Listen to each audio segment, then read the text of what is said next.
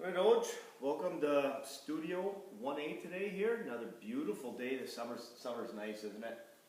Hell of a day today, 81. I don't know, this is the first Friday afternoon? Probably. In case something big happens in sports here, let's get, still putting it on Sunday. We're doing a special recording edition here on a Friday afternoon. We just got back from Peterson's Fish Market, by the way. Outstanding Oh, again. man, Highly underrated. The problem is I get the same damn thing every time. What's wrong with that? Well, I mean, You get the same damn thing whether you go to the loading zone or I know. Geno's or whatever. No, I get that. Their menu is pretty good. My dad got a couple of whitefish tacos, and I had my normal whitefish sandwich with fries. But that place, they do a hell of a job there. I guess part of it is the fish is fresh, right? So it makes it good. But yeah, anyway, Friday afternoon, after a tough week of what did we do? You had some softball, a little golf. I cut grass once. Trying to think if I did anything else productive. We took a hot tub. Oh yeah, we did do that. That was actually grueling to get through that. It was hot. It was good though. Sauna last night. Splashed around in the big lake for a little bit. Yeah, other than that. Oh, I vacuumed upstairs once this week. Run the vacuum. Wow. Boy, you're a busy guy, And eh? just like that, it's the weekend. Yeah. Yeah, so by the time when this is released, I'll actually be sitting at Comerica Park watching the Tigers play the Mariners this weekend. That's a lot of fun. Hey, you get to see Cal Raleigh, Yeah. the famous catcher that's got 32 bombs or whatever it is. If in fact he is a real person. But yeah, we'll get to see him. So, Are you going to Sunday's game? we're going to Sunday's game. Yep, we'll head down Saturday morning, visit with some friends, and Day game Sunday and then drive back a little ways or something? nope, we'll stay there and just trek it out on Monday. Monday. Yep. Nice. So looking forward to it. Of course, you missed school again, right? Yeah, of course. 2 games this year, and he's going on the day before each one. But whatever, it'll be fun. We're really looking forward to it. I had blast last time. And like I said, going to meet up with some good friends of ours. And how about a little recap of 4th of July festivities? Anything exciting? Well, the weather was okay. It wasn't real warm, but we survived. I think it was the 4th that got pretty warm that day. We had some bug issues by the end of the night, but really it was a good time. Some fires. The chicken, Dollar Bay chicken, phenomenal again. Ate that out at Wayne's. Dollar Bay Parade, phenomenal again. Partners. So yeah, that was our day. I think the highlight for me though was my bag playing. Were you locked in? Oh, Yeah, but you had Doug from Parts Unknown carrying you. she was tough. But and then we had the whining too from the opponents that we played a few different days. But we had at Stebb's house for the fireworks. Bods and Bill beat Paul, Tav, and Matt. Game 1. Doug and I stepped up, lost 21-19 to them. Oh, that's Okay. a tough loss in the bag. It was. So then we took a little break. A couple more games happened. Back to Bods, the dual Bods, against Paul, Tav, and Matt. And they won a second time. Really? We walked out and put a beat down on them in the championship game. So you lost twice? And No, we lost once. We were 2-1. There was other teams that were 2-1.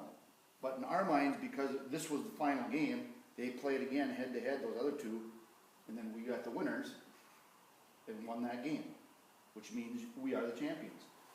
And then took that game and that performance down to Urkola's the next day and put on another show down there. So probably about 6-1 over the 2-3 day span, which I'm extremely pleased with. I was locked in. Wow. And Doug is damn good too. Yeah, if anybody is still listening after listening to Oj talk about playing bags, yeah, it's just amazing how fast the 4th of July comes when school gets out. But Yeah, leaves will be turning pretty soon, buddy. yeah, almost time to get the snowblower running. How about a little update on Major League Baseball, Oj? I know we were talking about this the other night. Tigers are still, I think, 14, 15 games in that division. I mean, we'll start with that, I guess. Division-wise, if you look, Toronto and the Yankees and the Rays, they'll probably have a pretty good race all the way through. I don't know how long Tampa can hang in there, but we say that every year about them, and somehow they're always there, right? Yep. But Toronto, shit, I think they went on a 10-game win streak. So they got a 2-game lead on the Yankees. The Yankees got the Cubbies this weekend too, which is, I'll be a big Yankee fan. I'm guessing our, what do we call Homer? What's his nickname? Haven't heard from him in so long. Yeah, Kevin from the High Rent yep, District. High Red District. I'll be seeing him this next weekend.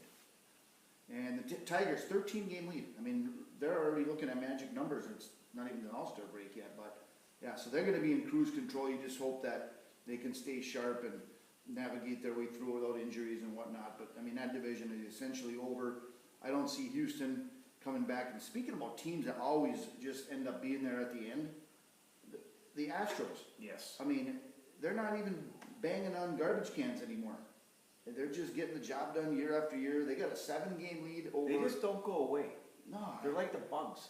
I mean, Altuve, they got some of the same guys that have been there forever, but yeah, I don't know. It's impressive what they've done. So Detroit's got the best record in the AL. Looking at the National League, there's going to be a couple races there. I think right down to the wire. I don't see that Phillies-Mets series. That division's going to stay tight with those two. Mm-hmm. The rest of them are not even involved. The Brewers, obviously, some things have changed a little bit there. They've been rolling. They swept the Dodgers. Yes, why don't we enlighten our fans on how you greeted me the other evening when I showed up at the lake? Yeah, well, it's a perfect situation for you to screw things up. The Brewers were down 2-1 going into the ninth. They had taken the first 2 of that, and they had runners on at the corners. The runner at second to start, base hit. So first and third with nobody out when you showed up, and I thought right away, this is going to be strikeout double play as soon as you walk in. But somehow your bad vibes did not get all the way to Milwaukee because Churio got the base hit and we got the win. So I walk into his kitchen, he's in a stance, and he turns and looks at me and says, if they hit into a double play, you're out of here. yeah, well, it's happened before. I've seen it. We can't, the baseball gods, people with bad mojo like yourself can really screw things up. Dodgers, so Brewers are 2 games back, and the Cubbies got the Yanks. Brewers have Washington, so we got finished up final 3 before the All-Star break with them. Dodgers up 5 on the Giants and 5.5 on the Padres. So that's how the divisions are. Other than that, I don't know, any big news that we missed? Kershaw, what did he get, 3,000 strikeouts? Yeah, he pitched pretty well the other night, I believe. Against the Brewers, he pitched Yeah. decent. They got to him 1 inning. Didn't he get, wasn't that his milestone? I have no idea. Jeez. Let's say yes, nobody pays that close That's attention to us. Other than that, I don't know what else to tell you. Well, I mean, I went to a Tiger game earlier this year and they lost, so if I go down this weekend, this game, and they lose, I won't be welcome back there, because apparently, according to you, I have bad mojo. You bring it with you sometimes. So Scooble today, who are you going to see? Is it Mize? No. I want to say Flattery. Flaherty? Flaherty. Ugh, I'm going to take the over in that game. All right. We got our weekly Mark Leaf tip of the hat. Apparently. We got to give a little tip of the cap to Coach Franti and his crew. He had a pretty busy week last week, eh? Or was it this week? I don't even know. Wow. Yeah, I didn't even get the results of that. They're supposed to be playing Little League somewhere, right? Yeah, I thought it was in Marquette. You said it's up here. No, it's up at Legion Field. I think. Okay, so they all-star tournaments going on. Coach Franti's involved in that big time. Well, league president. Yeah. So anybody with questions on the Q&L Little League, make sure you direct them to Coach Franti I got his number at too. 906. And then, yeah, of course, then he's got the football camp this week, the youth camp. And I went by a few. Second annual. He's Yeah. doing the second time. That's nice. Yeah, who remembers all those that you did the old days? But we got to tip the captain. We said he had about 100 kids up Yeah, there. looked great. Went by quick and just saw the kids out there having a blast. Coaches all over the place. You know, they had their different stations and segment circuits set up wherever. So yeah, it looked like a lot of fun, and glad he's continuing that tradition. Yeah, it is. It's good. It's good for the kids. I'm sure he's going to be ready to sit in front of a campfire with a half-gallon of Admiral and relax. But Mark Leaf tip of the cap to Josh Franti. Now we got a little last week or 2 weeks ago. Swampy Steve opened his yap. And I shouldn't even put it that way. But he was talking about frozen pizzas, and he followed through, and he sent up 2 of what he considers the best frozen pizzas, had them shipped up to us, and each of us ate the pizzas, and we are now going to give a review to Swampy Steve. Yeah, we kind of stirred him up a little bit with our frozen pizza talk on whatever episode that was, right? But yeah, it was a nice gesture on his part, got him up here. I'll go first. I just had mine within the last 2 days. They certainly are not like a Jack's where any grown-up can wipe out a Jack's in one setting. They ain't doing that, at least with the one I had. Very hearty. Sausage, they had probably 4 different types of meats on there. Canadian bacon, sausage, pepperoni, maybe something else. Onion, a lot of cheese. Crust was pretty solid for frozen pizza, I thought. So he's right. It's good. I would if I were to try it again, I would just go plain sausage and pepperoni, and go from there. But Hedgie's, is that what it was? I think it's Hedgie's Pizza out of Wisconsin, or I think it's out of Minnesota. I mean, it sounded like it was down there, but that's well, where Swamp is from, right? Jesse from Appleton said he's had them before. Well, they must cross the border. Yeah. Well, we gotta go with the Minnesota pizzas. I don't know, but they were pretty good. And you had a little different type. Yeah, I had it was like a Mexican style pizza, and I agree with you. Plenty of cheese, crust was really good, and it had chorizo on there. Do you like chorizo? Yeah. And I do too. I usually, like back in the good old days when we had breakfast, not only that was always in my omelets, but the only criticism, and it's not a criticism, is it was pretty spicy. Like my nose was running when I was after eating it. You handled it pretty well. Beth wasn't going to be able to pull it off. Nope, she tried having a piece, and it was too spicy for her. I wolfed her down. It was good. I would have it again. It was a little spicy for a pizza when I got the sweats going, but definitely a good job. I think I would agree with you. I'd go more traditional pepperoni sausage. Yeah, but hell of a gesture by Swampy Steve. We appreciate it and thank him. And I know on the way back, the pizza delivery boy on his way back that way brought Swamp and others a Krups pasty. Nice. Which is, I mean, we can get in that discussion, and we probably had that discussion, but it's hard to argue anything being better than Krups. And we got some good ones up here. There's some of these places that make damn good pasties, but Krups are picture perfect and taste good too, so I hope you enjoyed that. Yeah, for sure. Just a reminder, we got that SS3TP apparel store is open. It's online. You can find it wherever we've posted it. It's open until July 18th, and a lot of people have reached out to do so. But if you're interested in any apparel, you check that out. And obviously, Oj and I are not going to put any effort into that whatsoever. Anyway, for the last time? No. No, well, yeah, we're on the top, sorry. Copper Country Sauna is the premier sauna builder in the Keweenaw, led by two brothers-in-law that share a passion for saunas and want to provide custom saunas to the Copper Country residents. When you're ready to throw some water on the rocks, visit our website at coppercountrysauna.com or give us a call at 906-281-9427. I almost jumped the gun there a little bit. Yeah, you're it's kinda... a big moment at the end of the there's show. So, spoiler alert. Yeah. Crouchy's Corner today, we sat down with another legendary coach that you know a little better than I do. I've known him a little bit. I'm obviously going to get to know him a lot better. But we sat down with White Pine native, Ward Helakoski, coached in many different places, most recently the Hancock girls. What a great guy to talk to. I really enjoyed that. He ties with his dad in the Chassel run in the 50s. Yeah, and that was cool too, because we've known him through the high school coaching, now in the Copper Country the last few years. He's got a little change in his coaching situation coming up, which is kind of cool too. But it was great to hear him touch on his the legacy his dad left with the Chassel teams from the 50s also. So yeah, it was good to talk with him. All right, so let's listen to what Coach Helakoski had to say. All right. Thanks for joining us tonight, Ward. Appreciate you taking some time to talk to a couple hacks like us. And we got to start with what we ask everybody on this podcast. Have you ever actually listened to this podcast? No. Shocking. We kind of expected that. But I do some podcasting when I travel. for entertainment, or if my wife's doing things. She writes children's books, so I'm often at one of her events, and I have to kill time, and I'm searching for things to watch or learn about. But summertime, there's not a lot of, when I'm not doing her stuff with her, there's not a lot of things that I would watch. So Yeah, well, now with the lake in front of me, that's for sure. that's true. Beautiful Lake Ogibic.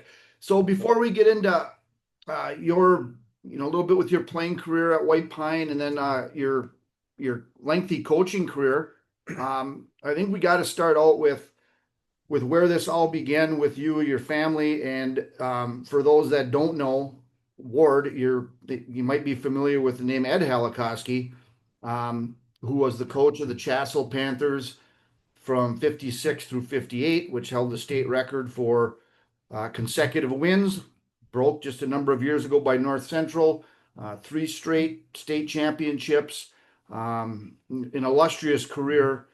So, we just mentioned before we got on that, you probably don't remember a whole lot about that, but certainly heard about it. And so tell us a little bit about just growing up with Ed Helakoski as your father. Yeah. One of the things that's unusual is I've watched the state title games. We actually have had the tapes of those, and it was shocking to me because they played fast before people played fast like that. They trapped it and got the ball back. I mean, there was, when players would talk about my dad, they'd say, well, he was ahead of his time. I didn't really know, what they might be referring to. But what I watched it, I said, wow. And I know one of their state titles, they were down by a lot late, and they went to a diamond in one press, and the other team had never seen one. And they kept scoring and scoring and scoring, and the crowd was going nuts on every basket. And I've had a chance to talk to ex-players, and when you have those years that are magical like that, those relationships are stronger and different than, if you don't have those things. But I've stayed in touch with Donnie Matson, who is, the best player of those teams, and they had good players. In fact, if you go to the Chassell gym, the shot put record at Chassell is still held by Donnie Matson. So great athlete. But he has a basket by his chair of clippings and memorabilia from those years. And it didn't go away for that group. And they insisted, I think 2013 or 9 or whatever it was a while ago, when my mom was still alive, that they dedicated the gym to my dad. So the Chassell gym is the Ed Helakoski gym. Those are some of the things that aren't known that well. And if I can just give a shout out to my Hancock Bulldogs this year, we had our first district game was in Chassell. And I told him, I said, it kind of hurts when I go in there that I don't hear that the gym is named after my father. Each player, when they're introduced, ran over to the plaque and touched my dad's plaque. Oh, very nice. No, that's very cool. Yep. And of course, for me, remembering your dad's name, growing up playing in the old PMC conference, that was the trophy given to the top senior basketball player each year. I mean, the conference is no longer there, but back in the day, the Ed Helakoski Award was given to that top senior male basketball player, and up until whatever year that was. So, I certainly remember that as well. Right. Yeah. It was a prestigious award, and it's one that I didn't win because we had really good players in our conference that year. Went to Dick Barlock, who was just a really good player in Berlin. He definitely deserved it. He scored a whole lot more points than I ever did. But my son was in Portland. He worked for Nike then in Portland, and he was out and about, and he saw a guy in a Michigan hat. He was an alum of Michigan, so he got excited, walked up to him and talked to him. And they started to talk about being from Michigan. Where are you from? Where are you from? Well, the guy was from Trout Creek. He's from Bruce Crossing. His last name was Brown. I don't know his first name, but they started to talk, and they said last names. And the guy said, "Are you related to Ed Helakoski?" He said, "Yeah, that would be my great grandfather." So it's one of those weird conversations. And he called me right away, and I said, "Oh, let me guess. He's about 5'9", built like a truck." He said, "Yeah." I said, "Why?" I said, "Well, every round I've known was built like that." So it's just it does go in weird directions, and people connect. Well, let's move on then to you had a outstanding career at White Pine, which is no longer with us, but a lot of great athletes have come out of White Pine. You had a great career there as well, 10 letters in days when it's hard to get varsity letters. But talk about your time in White Pine and as a proud alum of the Warriors. Yeah, it was first of all, it's one of the most beautiful gyms that the Yeah. UP has ever seen. It was just absolutely gorgeous for its time. And it was amazing. We had good basketball player. My dad coached the first few teams in White Pine, Okay. and they won a district, and they went to the regionals, got beat by a team in Marquette, and so I did have some experience with seeing my dad as a coach, but they weren't very long. I was pretty young when those things happened, and then he was asked to not coach while he was principal because they said you got to kind of pick, and I think that broke my dad's heart.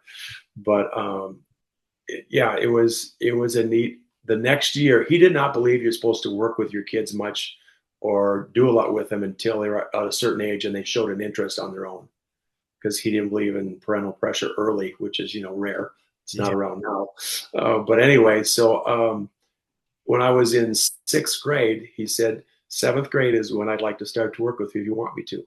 I said, absolutely. And unfortunately, he passed away that February. So it didn't happen. And as far as one of the bigger regrets, I would have had a chance to work with my dad and the Hall of Fame coach, and I might have won that Helakoski award if I'd had that tutelage, but it didn't happen. But we had good players in White Pine. He coached a guy named Martin Robinson, who I think is the best player that ever played in that school. I And saw I played him play many times in men's league games. He was a hell of a player. for a long time, way past high school. Oh, for sure. And then we went in '73. We went to the state semifinals, and it was just a magical run for a sophomore guard. Who was my job was to not mess it up and guard people hard and pass the ball to Mike Belden, and I could do those three things. And Mike was happy because he got the ball a lot because there was four other seniors, and seniors like to have their time with the ball, and Mike was the best player. Mike needed the ball, so we advanced from there. Mike's one of the top one or two players that ever played in that school. So I got to play with Mike, and I see him a lot. He lives in the area still, which is really cool. And when I see him, I realize how we rebounded because we were not big, but Mike's a big fella. We went to Marquette and played North Dickinson. Mike was our leading scorer. I think he scored 2 points, but he had like 25 rebounds, and Mike could outlet like Wes Unseld. So myself and Bob Evans would just run to the hash marks at half court, and Mike was finding us. We shot like 80% for the game, and just blew out a team that was rated much higher than we were. So that was kind of for me, kind of like, wow, White Pine Hoops can do something. And then we won the next two districts. The next year when I was a junior, probably weren't supposed to, but we did. And then as seniors, we had been beaten by Bessemer twice with Jeff Hoppia and Roy Jones. It's a really good player. Hops, yeah. I was just with Hops last weekend. Yeah, and he had magic feet. He was just phenomenal. He was such a good basketball player and baseball too. But anyway, we upset them in the district final in White Pine, and that was just a huge time to go from a school that didn't know if we could play with anyone to winning 3 districts in a row. And then after us, there was more good teams. They had Steve Makala and probably the third best player that ever played in school, Chris Maxim. So there was, it was a run that came, I think, of interest of kids. Because once a school has great success, a small school, the next bunch will happen. Their interest grows and their time grows, and they want to have the same level of accomplishment. And those guys were awesome. Oh, very good.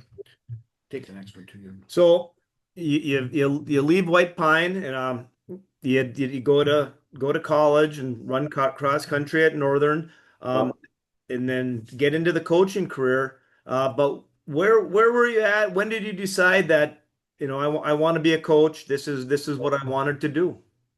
I was a public relations intern with the Detroit Pistons. And I thought that's what I wanted to do. I love basketball, and I thought I could be around it. I can, help write stuff, and I liked it. But there was something missing. I couldn't just report on it. I needed to get involved in coaching and having a different impact. And so I started out, and I was actually when I student taught, I was the junior high coach in White Pine. We weren't real good, but I learned a lot. Hopefully, they learned a little. And then I went south because fell in love with a French Cajun girl who I married 43 years ago, and so I was down south, and I was a freshman coach for the Brobridge Tigers, and very different culture, very different basketball, but I learned a lot. And from there, I just started coaching. And then I think my next job, I mean, I've been a lot of places. I've never been asked to leave, but I've never been a place I didn't like. So I'm kind of like the Larry Brown of high school coaches. I've been around lots of places. And so I coach in 2 different schools in the South. And it was good. We were about to be really good when we annexed another small school, which bumped us up a class. And boy, when you bump a class in certain areas, you're done, as far as you just don't have enough players. So went through that. I also had a stop as a Lower Wisconsin. I had a year in Randolph. If I'd have stayed there, I would have won lots of state titles, because they did years later. They were one of the best teams in the state. But they had a feeder program by the Roberts brothers. They paid Barnes also in Lower Wisconsin.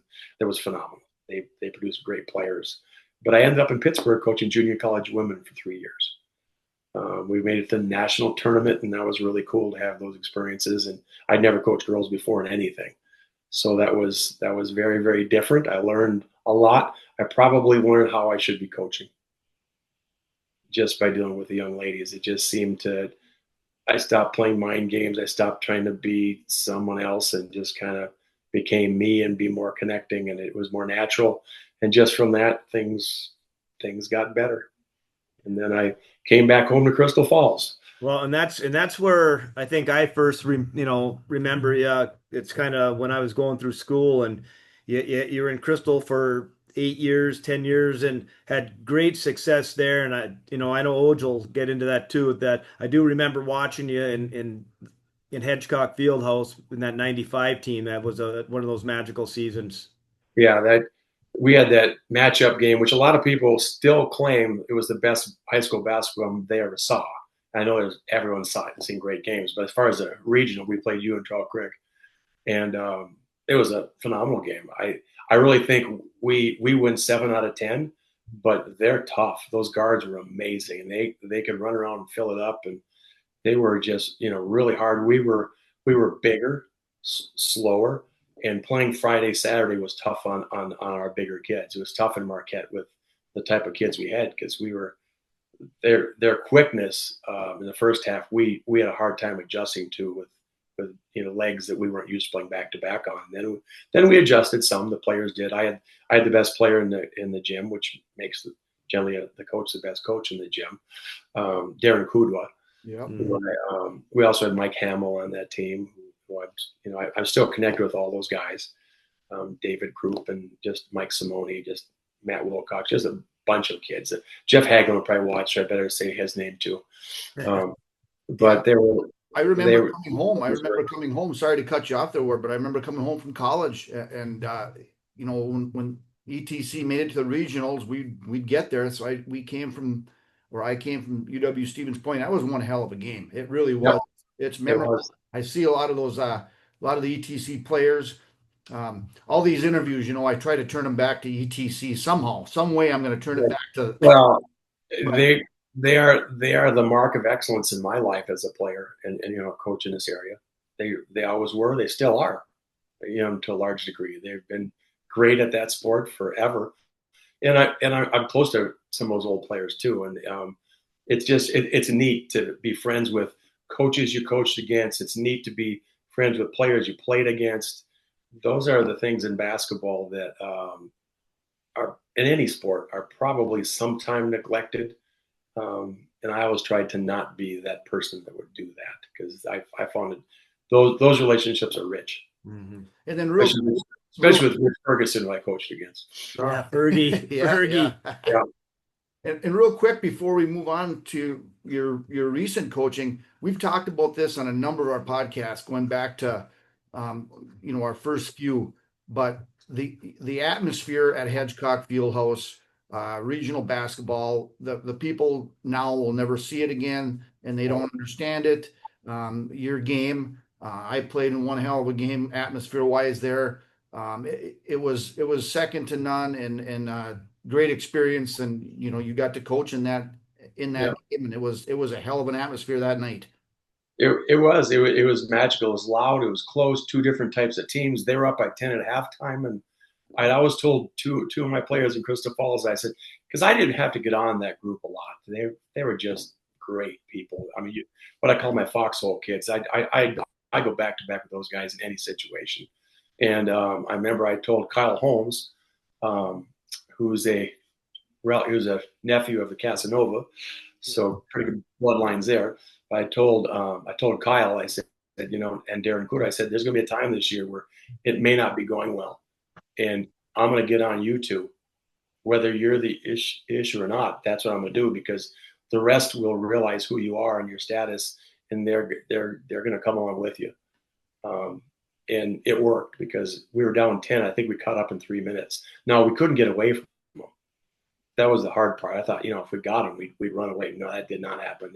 They were too good and too well coached to get away from.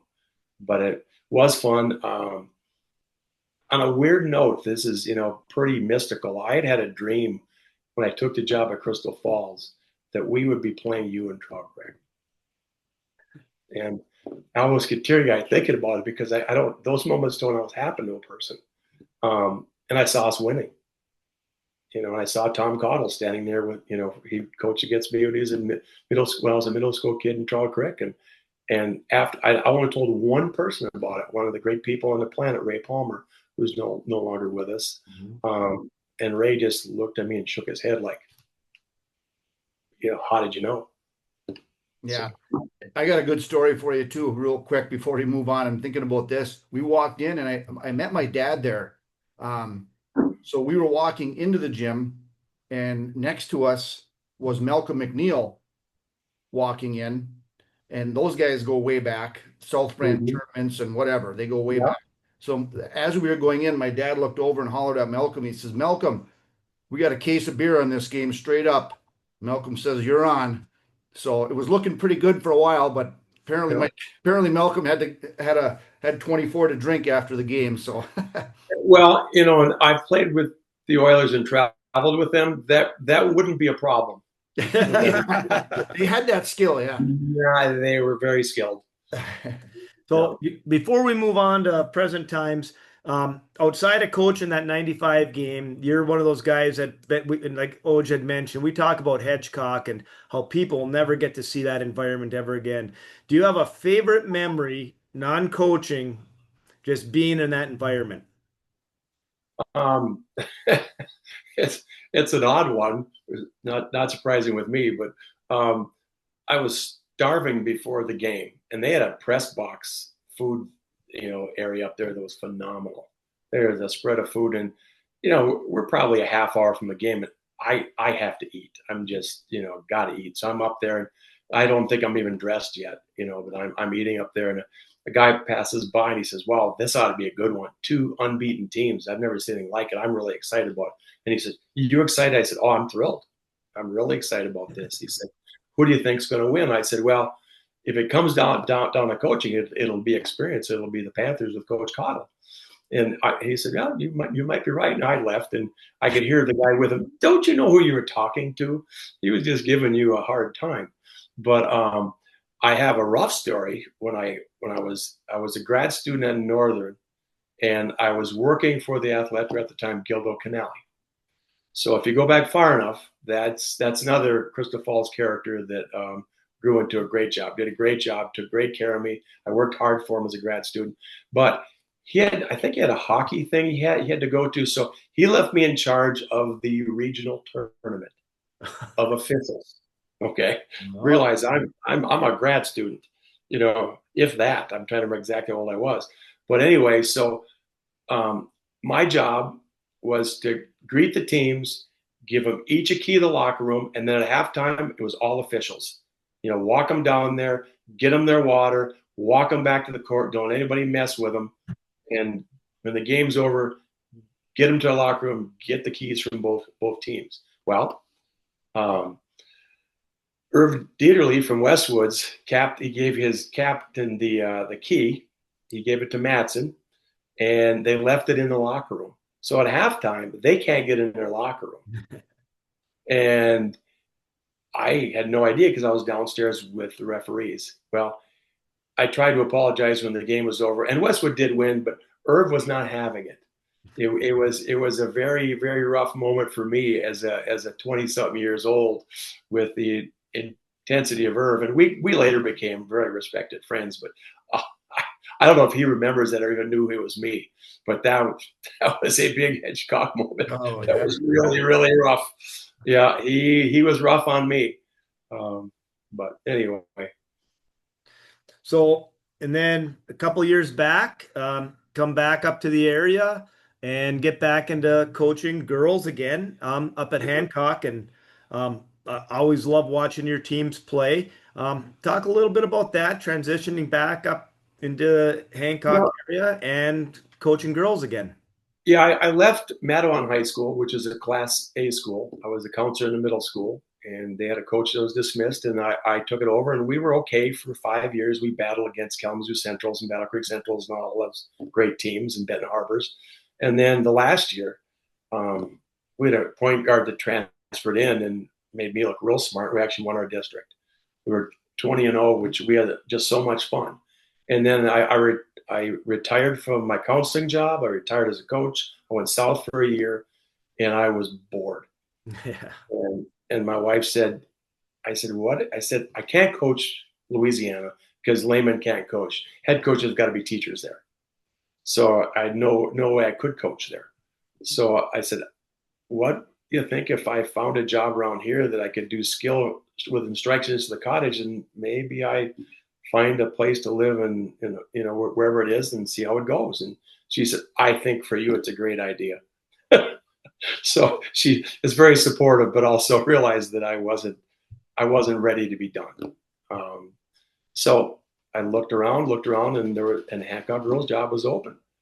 I interviewed with Chris Solani, and Elizabeth Piedla-Aho was there and on a Zoom call, and worked out. I got the job, and I got to start my coaching career in Hancock during COVID, which meant we waited. And then all of a sudden, I think it was in late January or something, they said, you're allowed to play in 3 days.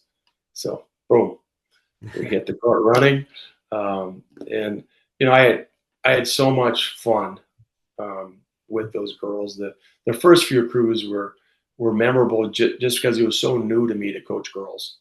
And they responded so well. And I mean, we were very competitive. My third year, we were as good as anybody. But the first 2 years, there were teams that were better than us, and we took some lumps, especially in Calumet.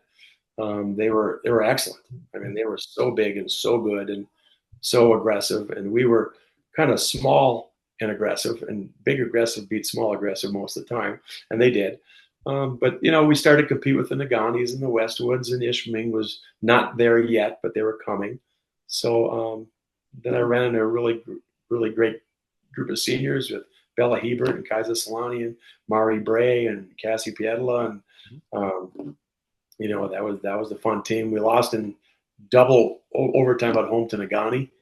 In a game, we shot 8 for, I think, 20 from the free throw line, or some were 4 for 16, something that, was not us. But the pressure of the game kind of built and got us. And Nagani's always Nagani. Yeah. So, and that's the thing, you walk into this coaching situation, and that's really the start of the old Mid-Pan and the conference up here, the Copper Country Conference up here. Yeah. Those teams getting together and playing. I mean, there was, you mentioned the Calumet teams for a stretch there. They were in the state championships, state semifinals. Julie Phillips's Houghton crew. You had, every night was a battle. There was, and our non-conference was Escanaba, and we're the small school in the conference. We're playing Westwood and Nagani. Ishpeming is just about to be really good. Calumet. I mean, there's so many good teams and coaches, and we got Houghton across the bridge. That's the biggest game, to those two schools, those games are everything. And I didn't love the wing ding games until they were over because Yeah. because because the pressure's different. It's just it's almost too much. It's almost unnatural. There's so much pressure. But if you get through it, you learned a lot about yourself. Me as a coach too, because whew, there was those games were important, and Houghton's always good, and they're never going to not be good. As long as Julie's there, they're going to be good. Yeah, well, it was certainly fun watching those games. I didn't go to a lot, but we went to the ones that we could, and always respected watching your teams play. So you know, all of a sudden, some things changed here for you. Explain to everybody right now what you got going, because this is kind of cool. Well, I had, my time was running out at Hancock, not because of the kids, because they're going to be good again, and they're very good. But I had a young coach that's very ready. His time has come. Carson Chenoweth, it's time for him to coach. And so I was looking at, okay, I can't keep him at bay much longer because he's ready. His time is now. So I said, well, I'm not sure what I'm going to do. And then I happened to talk to Sam Clayton, Tech's women's coach, at a basketball game where I was scouting who were going to play. She was scouting players. And we just started to talk. And she said, well, let's talk when the year's over. And this next year, for the second year of my life, I'll be an assistant to somebody. But I'll be an assistant, part-time assistant officially, which means I'll be full-time with part-time pay at Michigan Tech, and I'll help the women's team as much as I can and as much as the coaches need, because they already know what they're doing. They're Coach Clayton and Coach Jim are excellent coaches and people. I don't know that they truly need me, but I'm going to do whatever I can to help them and the Tech girls compete. And I think the emphasis that they would like to have me help with the most is on defense, which is flattering to me. But also, if you watch my teams play offense, you realize why nobody wanted me to help with their offense. So. Well, as one part-time coach at Michigan Tech to another, I'm really glad to see you joining up there at Michigan Tech. I'm sure you know about how good the culture is there, and you're gonna love your time there, and they're gonna benefit from having you around. And it's a great place to be. Well, thanks for that. I'm looking forward to, because I've been to a lot of Tech basketball games in the last few years. My wife is south most of the winter. She's down with her mom. She missed a lot of decades with mom, and she's down there. Mom will be 90 September 5th or 3rd, it is. So, I mean, her mom's doing great, but that's still time missed. So she's there a lot. So I do have a lot of time without her around in the winter, and which is harder on me than her, I think.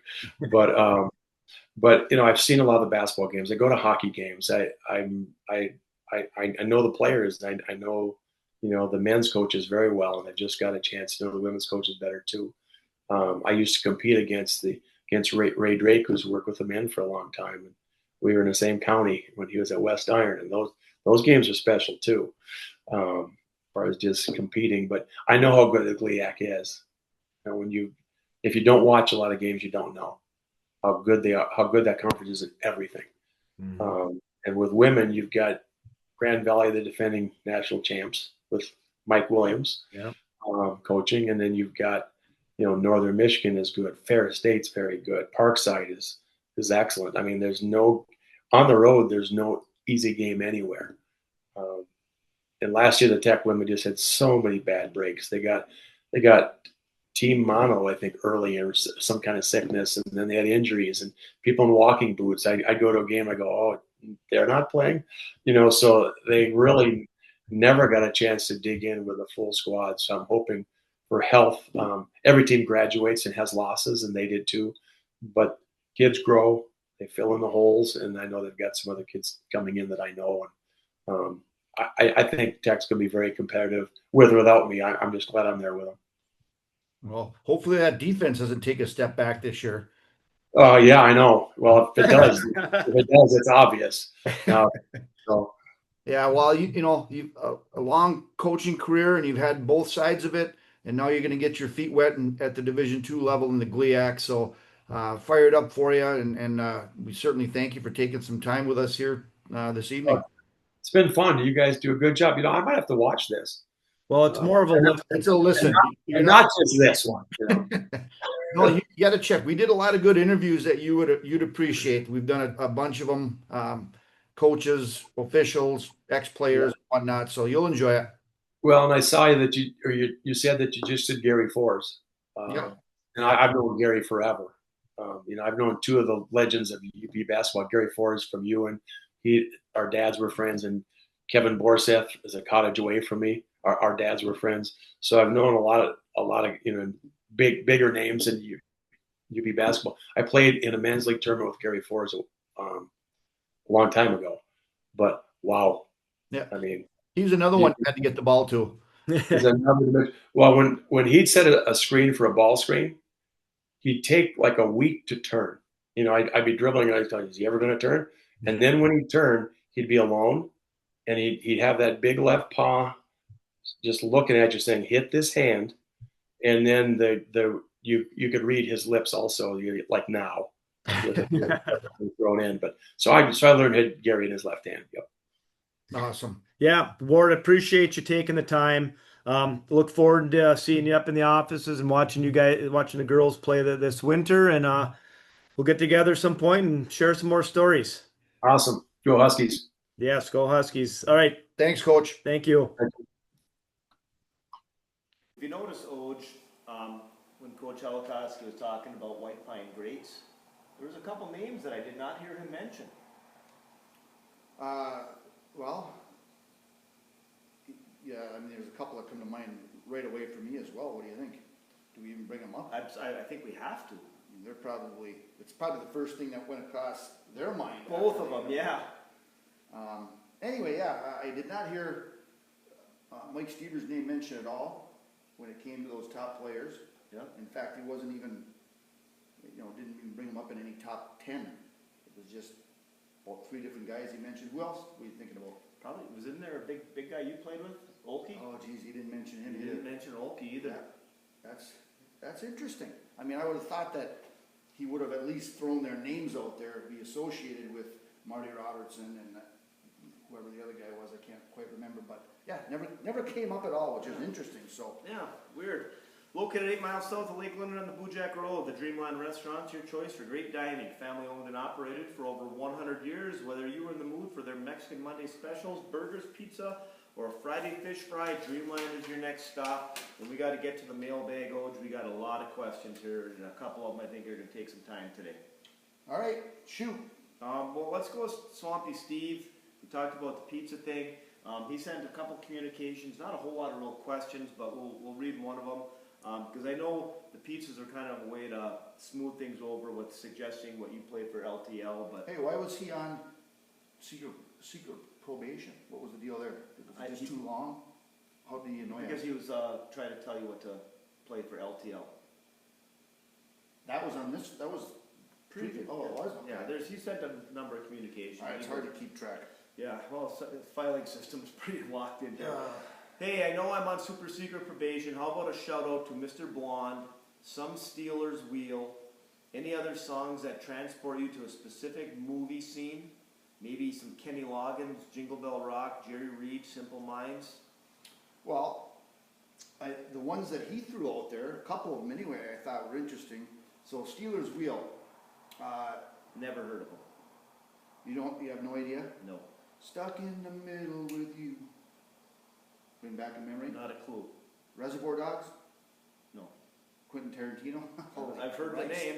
Anyway, that's Reservoir Dogs is one of Tarantino's classic cult hits.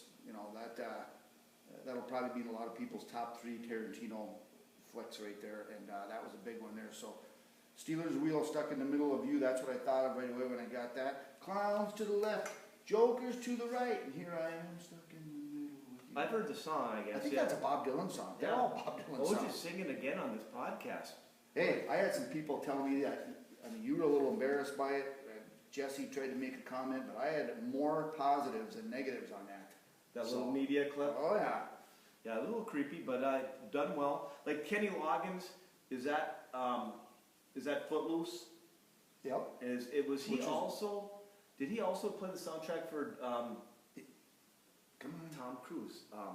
They just remade the movie.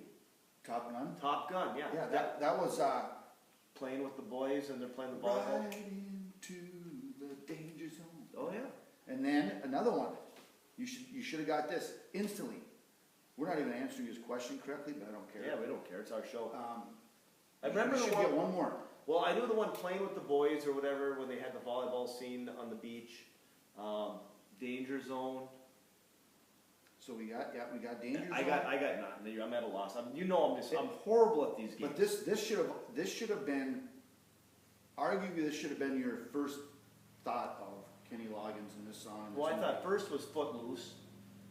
Yeah, you're gonna have How to help. about I'm alright? Caddyshack. Oh, not a big Caddyshack guy. What? I watch it once in a while, but it's good. Not. As you know, I'm not a very big movie buff. I'll tell you who won't be happy hearing that if he still listens.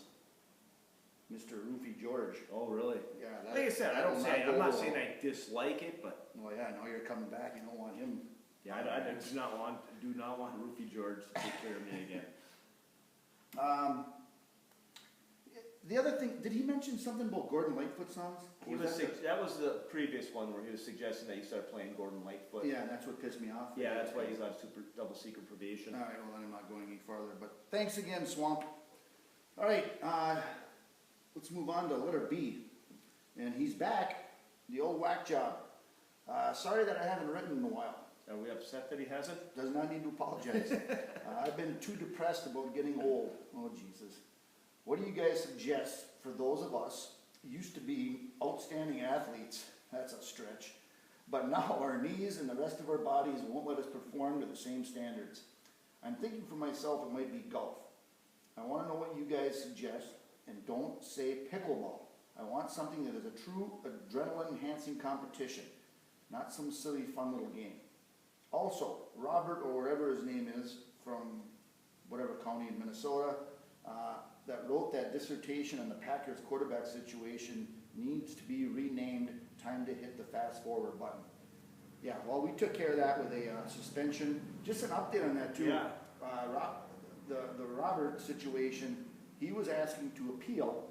So we're not just complete diehards. We take the process serious, and he went through the appeal process. Yeah, and he was right. There should be we never had that. Nobody's ever asked to appeal a suspension yet, so we did. We brought it to our appeal board, which is one person, and the person said that he should be Pete Rosed. Yeah. But we were not that harsh, so we did not listen to our appeal board. We just continued with the one podcast show suspension. So that's where we're at with that. Anyway, why don't you tackle the whack job? Well, I actually would agree with him 100%. As you get older and your body falls apart, as you know, mine is held together with duct tape right now.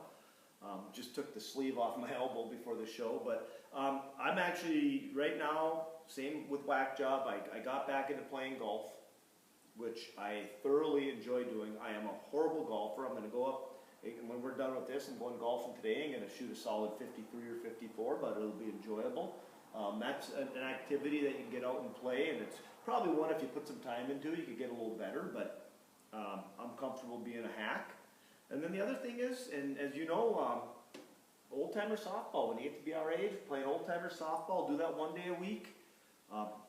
Played last night, and I'm actually not even sore today. Did a lot of running, legging out a couple base hits. That hammies going next No, Thursday. I felt good, but you know, I think things like that, if you're like baseball, the old-timer softball is fun. Enjoy it. There's Good got to for be that. leagues over by him too. I totally agree with you. I'd be playing right now with you guys.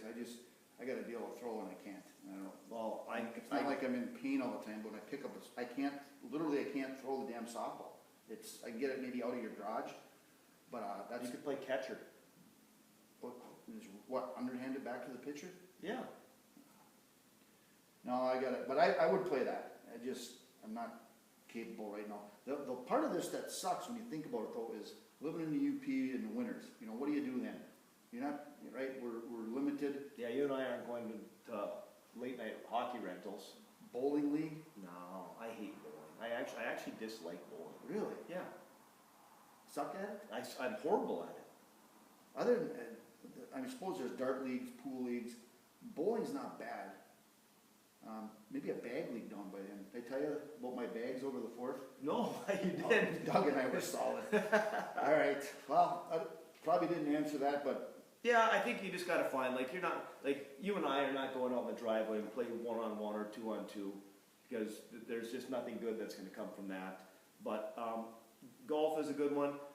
You know, the pickleball thing is one that people play as they get older, but I'm a little bit, and I love pickleball. I told you that many times. I could get into that, but I am very leery about yeah.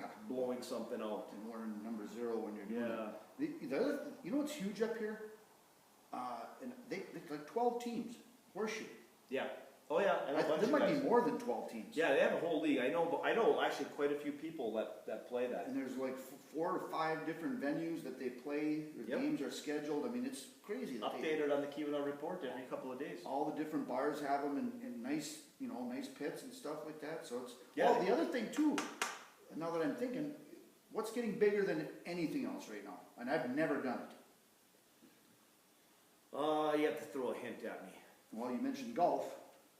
Frisbee golf. Yeah. Oh, see that black bag over there? That's one of those nets. Oh, really? Yeah, the air. Chain thing. Yep, the heir to my throne is a huge disc golfer. He's probably got 100 discs, and yeah, plays it all the time. Got the baskets, puts out. I heard that some of these people have like more discs than clubs in a golf bag. Oh, you ain't kidding. I just assumed you had maybe a one for a distance. Your there's par 5 driver. drivers, putters, chippers. Oh yeah. Yeah, Yep. I've never played it, and they got a hell of a nice course. I guess it's pretty tough. And I don't know if it's fully completed, but up in Bucky's, across from Bucky's Park. Did you know that? Yeah, I did know that. There's one over by Calumet Lake. Those pavers that are out there, they're putting those down for the tee boxes and whatnot. Yeah. So maybe the wax job should think about that too. Yeah, good question. All right, here's a question that's going to get us going here, Oj. Z from the Falls. As former high school football coaches, I'd love to hear your thoughts on a new Wisconsin rule allowing unlimited football contact from the first day of summer break until July 27th. The only dead periods are June 30th through July 6th and July 27th through the August 4th. That means coaches can now run unlimited, optional practices all summer. Some D1 programs already have 21 padded practices scheduled for this period. Do you think this change is good for high school football? What do you see as the ideal amount of contact during the summer? How would you balance summer football with student athletes' other commitments, like family time, other sports, while still getting them ready for the season? Apologies in advance to Oj if that was a long setup, but I really value both of your perspective on this. Looking forward to hearing what you think. Z from Sheboygan Falls. Yeah, no apologies needed on that. That's it just pisses me off listening to that Wisconsin has made that decision to fall in like that. The couple of things that came to mind right off the bat when I got it were, and he kind of mentioned the family a little bit, but what happened to pushing for 3 sport athletes, and getting in the way now of how many basketball camps opportunities you have, your open gyms, your teams are going to summer tournaments or whatever, right? Yep. You got commitments there because your quarterback's probably your point guard too, right? In a lot of situations. Pitcher on the baseball team, maybe? Yeah, the game, exactly. So I thought of that right away too, because we've always been such a proponent and talked about, the importance of being an athlete and competing in all the different seasons. So that really drove me nuts. I got a few other things down here, but I'll let you go because I know you're ready to explode on this one yourself. So let us know what you think there, Crouchy. Well, I'm going to start by saying I've always been one that has put the time in, right? Every single day in the summer, weight room, and we did some throwing, stuff like that, right? And our kids are always good about it. But it wasn't football every single day. And again, we typically, for probably the last 15, 20 years, I was a coach, lift in the morning, whoever's in there, we go out of the field, do some pass routes, one-on-ones, work some plays for 20 minutes, half an hour, while the kids are there, get them out. It's 10 o'clock, they can go to work, they can do whatever. Kids can't make it. So I'm all in favor of the kids putting the other time in. It not only develops skill, but it builds your culture, helps your locker room, right? There's no question about that. Maybe gives kids a chance that maybe aren't as, they're heen and hawing about playing to kind of get involved and see what it's like a little bit. So I get the positives of it, but like we had a couple buddies that wanted to send their kids up to a camp here and they couldn't because their high school had practice. I got a quote from one of them here too. Okay. A couple quotes coming up.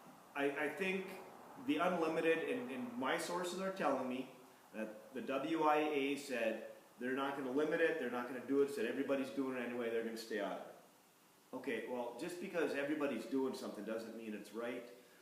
You're going to always have kids that want to do the extra, but like, and you know as well as I do, you need all those kids. And now if you're making it so the kids have to be at football practice in June and July, and they're optional but really not, you're going to lose more kids. This is going to drive more kids out of football, I think.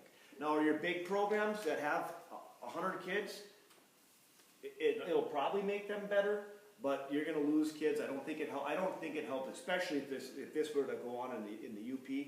I think it would hurt football even more. So I don't like it. I know talking with this question asker, I know he's not in favor of it. There's just better ways to do it, and with that being said, you and I, when our kids were little, we were all over the place in the summers, right? Basketball tournaments. Did I ever tell you I was in gymnastics? Not personally, but I mean, so there's other things that kids are doing. Plus, like a day like today, get a workout and get the heck out of there, right? Kids need to be kids. I think anywhere you look, the whole specializing and overload it just drives kids away. Again, some kids will get better, but at the end of the day, I think it's too much. Yeah, so you're going to create issues with these other coaches, like we mentioned, with whether it's basketball, baseball, but the other thing too is the coaches. You can't tell me that all these coaches love this rule, because so say you and I are head coaches at two opposite schools, all right, and this rule pops up, and we're trying to compete with John Smith over at so-and-so school and this guy at this school, and we know what they're going to be doing, all right? We have our own plans, but we know what those two coaches are going to be doing, all right? We got to win. So all of a sudden now, is that putting us on the field 5 days a week in the summer with the right attitude to coach? Absolutely When we're not. doing it because we got to try to keep up with these other coaches and their programs, because if we don't, we're out of here. I mean, you think about, and a lot of coaches have families, right? Family stuff. Single young coaches, they're going to be doing everything they can with this stuff to impress the ADs and to try to win at these schools. But I think it's for the wrong reasons. I can't imagine that all these coaches feel good about hopping into the truck and driving to the football field and doing that throughout the summer and dragging these kids away and clashing with the basketball coaches because of their, it just, to me, it's nonsense. And what about the health and, health, physical and mental, of some of these kids doing this? Is that come into play at all? I would imagine, and again, you're going to have kids, like we know this, you're going to have kids that are going to eat it up, right? They're going to go and work out, they're going to do drills, and they're going to love it. But other kids aren't, and now you're going to, like I said, you're going to see kids that are being pressured into it, and maybe they're on the fence whether they want to do it or not, and I just don't see them climbing over to the good side with this. Yeah, and I guess sometimes less is more. But how about this? And again, I'll speak from experience. We used to do a lot of stuff. Like I said, we'd have lifting in the morning. We'd go out on the field 3 times a week or whatever, throw the ball around, do some plays, put some stuff in, right? Do maybe some one-on-ones. Then the kids would go to open gym for basketball and that. But we would run that camp. Remember, before the first annual came around, we ran camps for kids, and I used to take my team to that Iron River camp every year.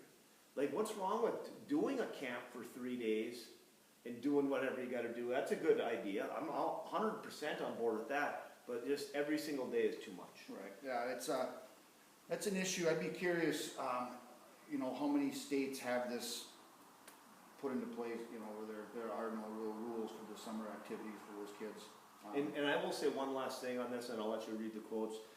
I'll bet you a majority of the coaches aren't doing it every day. I think You know, it's like everything else. Remember when we talked about like letting JV kids play in varsity games, mop up time and all that, and they got it regulated and said 90% of the people get it, right?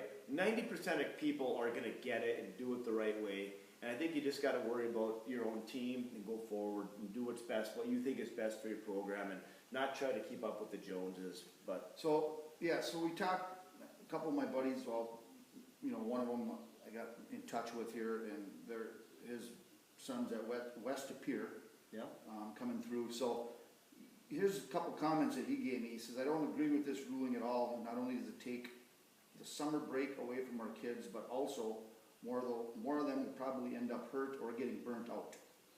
The coach at West Pier has decided to keep things the same as previous years, and I think it's for the best.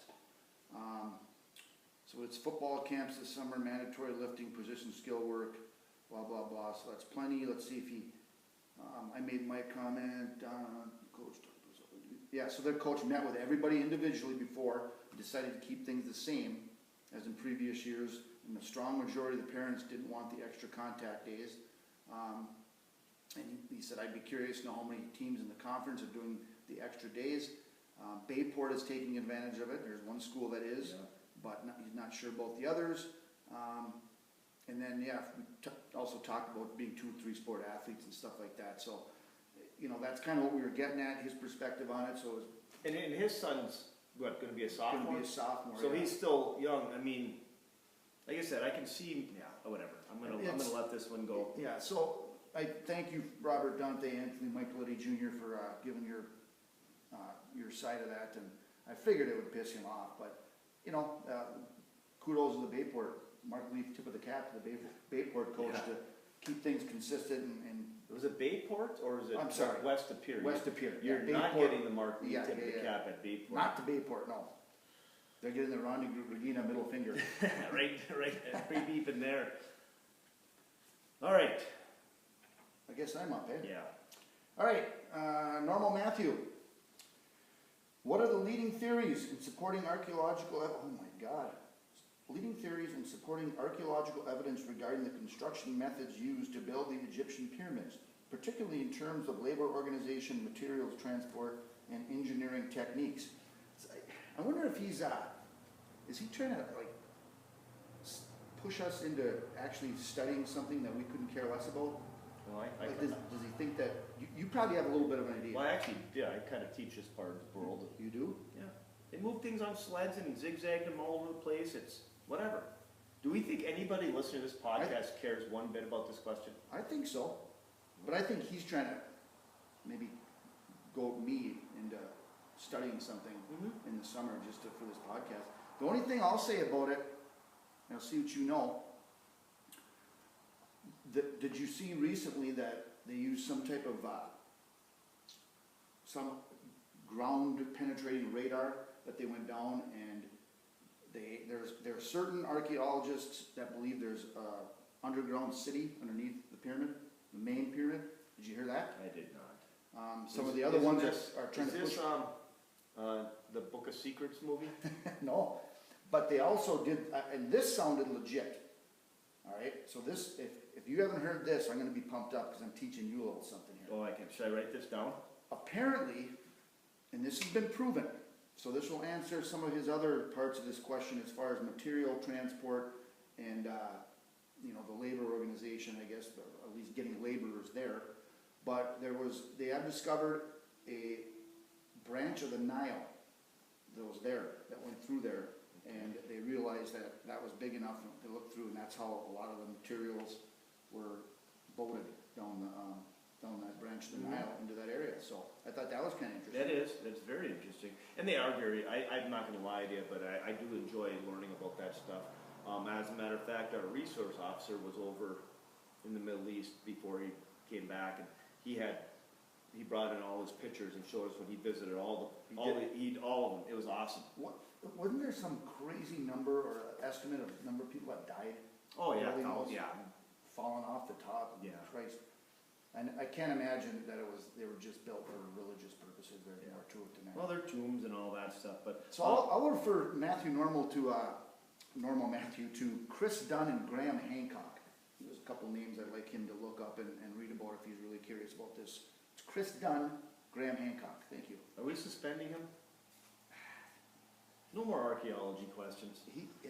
I think I know what he's trying to do there. Yeah, I know. And again, he's trying to take away from the show. Everyone who's dialed in listening to it now is ready to turn it off. All right, Painkillers back. What's your best and or craziest vacation story besides the Minneapolis blizzard story? That was epic. Yeah, it was. I think that was when we talked about that. That was the same time that my epic story, or Jen and my epic story, with our friends from Leeds, England. Oh yeah.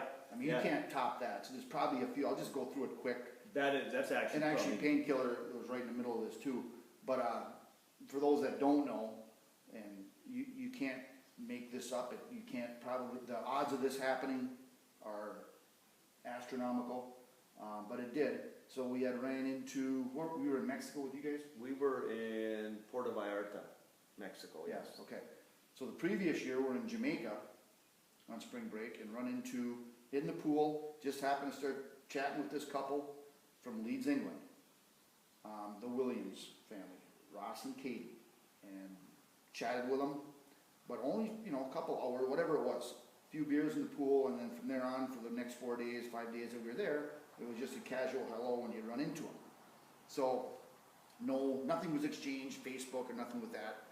And then the following year, we're all together and we're in Puerto Vallarta, and within the first day or two, we're walking to put our towels back to head up to the room, and I look into the pool and I see Ross Williams there from Leeds, England.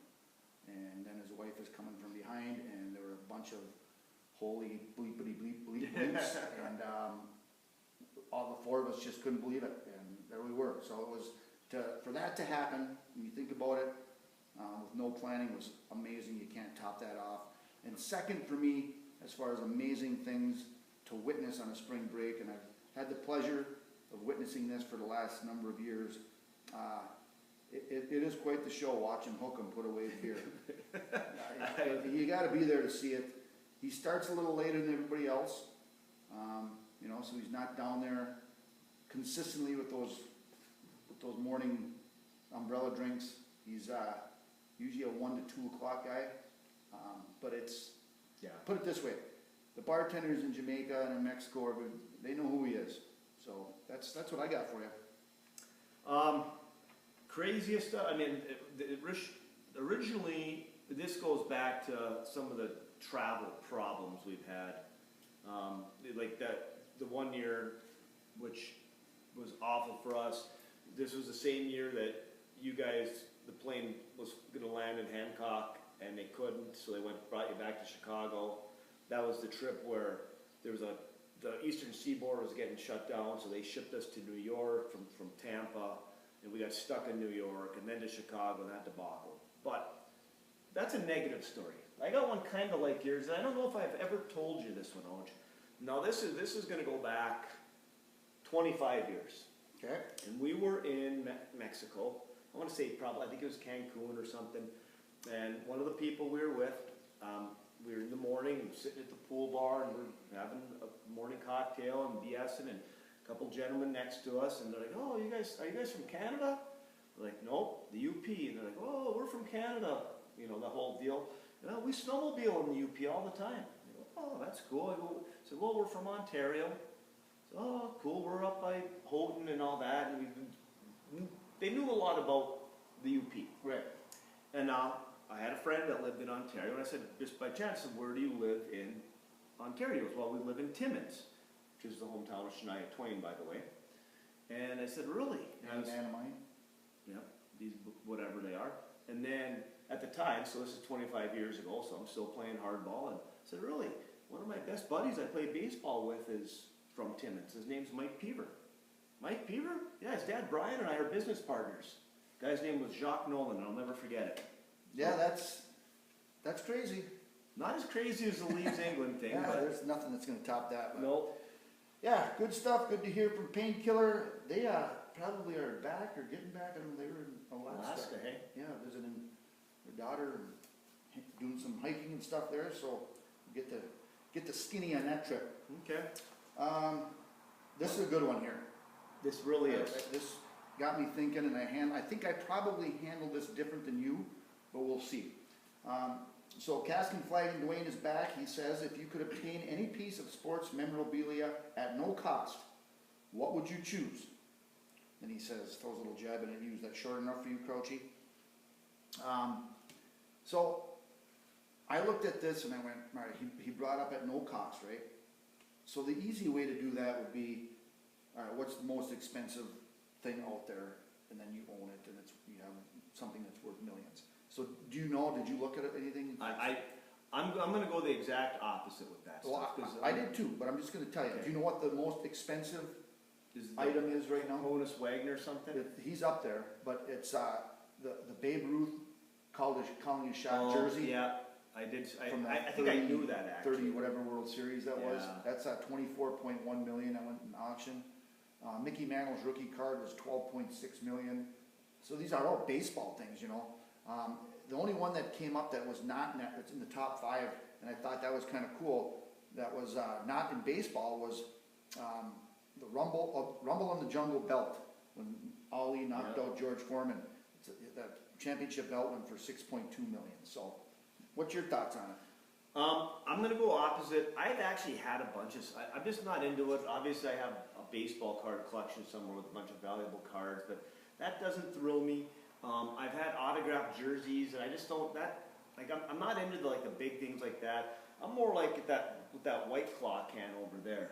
Do you remember the story with that one? Yeah, Beth and Baumgartner. Yep. I don't want anything big and gaudy. I don't want like a signed jersey that I got to frame and all that. So I got a couple here. I think Cask and Flag would appreciate this. More unique things. How about the ball that went through Billy Buckner's legs? Wouldn't that be a cool one? That would be, yep. The weak little ground ball to first base, and his eyebrows got in the way, and next thing you know, the Mets. Oh God, yeah, that's a That good would one. be a good one. I'm sure he remembers that well. How about this one? I thought of you with this one. How about a Pete Rose betting slip? Oh, You know, because everything was written. Like, how would you like to have one of those? the tickets. Yeah. Sammy Sosa's corked bat. Remember that? Didn't it break? The pine tar. George Jordan, that was Brett's another pine one I tar had. bat. Now that one I could seriously get on board with. The pine tar bat. I want something that's more unique, I guess. And the other one, and you had brought this up, was Schilling's Bloody Sock. Mhm. That sold for Staying in. $92,000. So it did. It did. But I do got a legit one. I'm going to go with this one, and you're going to be surprised at this. Probably going to get some blowback from Coach Giacchino, but I want the puck from Miracle on Ice, from the gold medal, or not the gold medal game when they beat the Russians. Put that in a little display. We'll put it over here with all my other football stuff, and Wonder where that is. Did you look? I didn't. But It's a good one. because I was trying to avoid Googling all this stuff, just trying to think of things that would Yeah. be. Well, I just, I Googled because I wanted to see what those were worth, the top ones. But Yep. so I looked at it and I went, all right, over the last number of years, what are some of the things that really set me over the edge with total pandemonium, thrill of my team winning, or any time, I guess, in my life? I'm thinking, well, okay, the Cowboys, the 90s Cowboys, what would be something there? I just couldn't, I got all the plaques, I got all that stuff. What are the mirrors that Irvin used to snort cocaine off Uh, of? No. yeah, well, anyway, Allegedly. Brewers still haven't been to the World Series since '82. So there was not a whole lot, and I started thinking, I said, there can't be anything that's given me more pleasure and turned me into a complete, utter nut job than late November for the last 4 straight years, Ohio State, Michigan. Okay. So then I started thinking, what would be if there was one play, one thing that happened in there, and there's a bunch in all these different games, what would be the one that really sticks out to me as the ultimate play where it was just pure adrenaline and emotion? So it goes back to the 2023 game, 17-17, late third quarter, Michigan driving down, I don't know, maybe the 25, and their All-American tackle, Zach Zinter, goes down. And the entire big house was silent, except probably for some jackass Buckeye fans. And you knew it was stretcher was coming out. You saw the reaction of players, and it was just like you got sick to your stomach looking at it. It was a broken leg and a nasty one. So they're bringing the stretcher out and putting their leader of that O-line onto that stretcher. And the motion, you saw that Trevor Keegan, his buddy on the O-line, was slamming his helmet down, tears in his eyes. And now we got to finish this game. It's tied. And pretty soon that 100-some thousand fans start chanting, Zach, Zach, Zach, and the whole place picks up.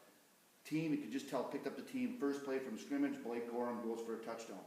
And then he's holding up Zinter's number. So I thought, I want that football signed by Blake Gorham, Ladarius Henderson, Trevor Keegan, Drake Nugent, Carson Barnhart, that's the guy that had the ties to To Tigers yep, Bar. and Trente Jones, who filled in when Zinter went on. Whole line, Blake Corum signing that, 2023, that's what I thought of. That's a good one. Yep. That's actually pretty good, Oj. I think we did a good job with this. Just one last thing, and we'll move on from here, but I was looking at some things, and there was a cool one, like, remember when they ripped down Tiger Stadium and people were to get in the chairs and stuff? I always thought that would be kind of cool. But there's somebody bought, when they ripped down the Silverdome, they have a urinal autographed by Barry Sanders. Don't you think that would look kind of cool in the corner of my garage? You can't use it, but things like that, like a chair, when they're the old seats at Tiger Stadium, those would be kind of interesting as well. Yeah, good stuff, good question, got us thinking for sure. All right, You want me to read it? I want you to read it, and All then we right. got to talk about it a little Yep. bit. Keweenaw Auto Body. Listen to the lyrics is brought to you by Keweenaw Auto Body. Located on Pine Street in Calumet. Quality collision and body repair since 1966. Stop by anytime 8 to 5, Monday through Friday for a free estimate, or give them a call at 906-337-1203. Oh, is it hot in here? It is. Stuff's sticking to stuff. This is end of an era here too, Oj. Yeah. If you want to fill our tens of fans in about this, it's kind of a sad, somber day here at this part. Well, we had mentioned, and you know the whole crew there better than I do, obviously. I know one in particular, but, when their leader and owner passed away a while back, things changed. And Brad had informed me a couple weeks ago, 10 days ago, whatever it was, that Keweenaw Auto Body is closing its doors after many years of business in Calumet there. Yeah, so that's sad to see. Obviously, thank those guys for their commitment to the community for 100 years maybe. I mean, they've been around a long time. I've had worked on their great organization, so. Have you talked to Brad at all? I haven't talked to him in quite some time, but, so I guess that does open the door if somebody wants to take over the sponsorship of the LTL part of this program. Yeah. I don't know if there's two people on this planet that, because obviously this is Brad's favorite part of the show. Yeah, no doubt about it, and I certainly appreciate his support for this segment. But sponsors or not, the show, or the segment will go on. Anyway, I thought it's probably time, whether you're a fan or not, and I'm probably on the edge when it comes to actually being a fan, but I think it's time for the super group. I mean, we haven't had them, we're 100 plus in there, so it's time for the Fab Four. Are you a Beatles guy? I do like the Beatles. Yeah, like I said, I know a ton of their stuff, but I don't know, to me they're not where Zeppelin and the Who are to me and the Stones, but they've probably earned their right to be on my little segment. I would think so. So I'm going to go back a few episodes, and I think what I'm going to do, I'm going back a few episodes, I've decided to go back-to-back episodes with little teaser for next week. Holy cow. So I'm going to give you my top 2 favorite Beatles songs. And we're going to start out with number 1 this week, and I'll come up with number 2 the next time we pull this off. So this one was written by Paul McCartney. Most of their stuff I think was McCartney and Lennon, co-wrote those songs. But he said the song came to him in a dream about his mother Mary. And for as far back as I can remember, I was drawn to the song, and mainly just thinking about that first line and thinking about my mom, who's also named Mary. So McCartney says, when I find myself in times of trouble, Mother Mary comes to me speaking words of wisdom, let it be. So that's the part that I always remember, just thought of my mom, and then when I saw or read that he had a little dream about his mother and saying that, I said, what the hell, and that's always been one of my favorite Beatles songs. So here's McCartney at lead with Lennon, Harrison, and Ringo in the background, Let It Be by the Beatles.